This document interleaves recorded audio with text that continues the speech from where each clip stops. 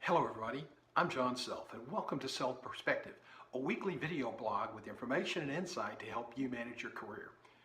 If you're an HR leader or other senior executive and this hasn't happened to you yet, it will before your career is over.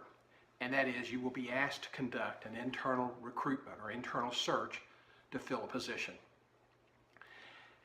That really scares a lot of people, and I understand why, because it's not something that's a normal part of your daily routine.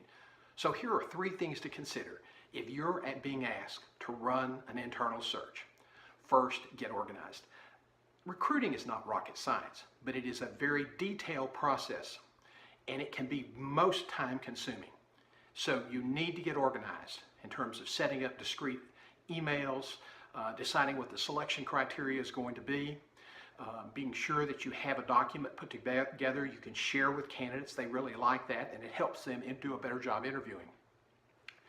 But the key thing is understand what you need and what you want, and then develop what we call a position prospectus. That is to say, put all that information together with some pictures of the hospital, talk about the culture, and then develop a screening questionnaire and develop a reference questionnaire. Second, the do's and don'ts of advertising. A lot of people do what we call post and pray, and that will open all sorts of doors you don't really want to go through. But if you don't have time or the network to do a lot of telephoning or emailing, then you have to use that sort of the internet advertising approach. Be careful which avenues you choose. Back in the day when I first got started recruiting, there was something called Monstercom, and for a while it produced good results.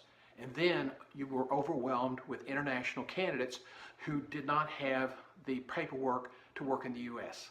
And so you spent an inordinate amount of time looking at resumes or emails that you couldn't begin to use.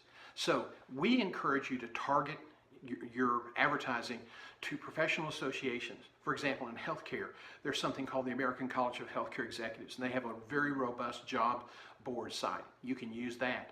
You can use LinkedIn, but be very, very targeted to certain groups that you really need to target to get the right kinds of candidates.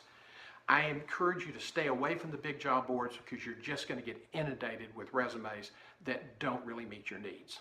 And the third thing is be transparent. That's really, really important.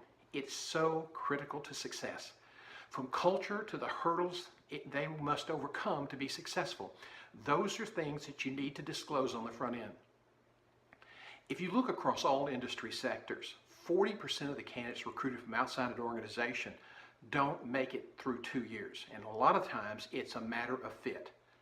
And fit goes to culture. So you need to be very, very honest. There are times when I'm talking to clients and I say, well, we need to disclose this or that. And they go, oh, no, we don't want to do that because the candidates might not want to work for us. And my response always is, at what point do you think will be the least embarrassing time to tell them this information? Candidates don't like getting surprised, and if there are too many surprises, they will leave, and you'll have to do the work again. So get organized, understand your targeted markets for your advertising, and be transparent. Those are 3 important things that I think will help you run a good internal search. If you need more information, I've just completed an ebook, Recruiting Your Next CEO, a step-by-step guide for rural and community hospitals. And although that was the target market, it really applies to any executive or management level position. You can download it from our website. It's free at johngself.com. Thanks for watching. I'll see you next week.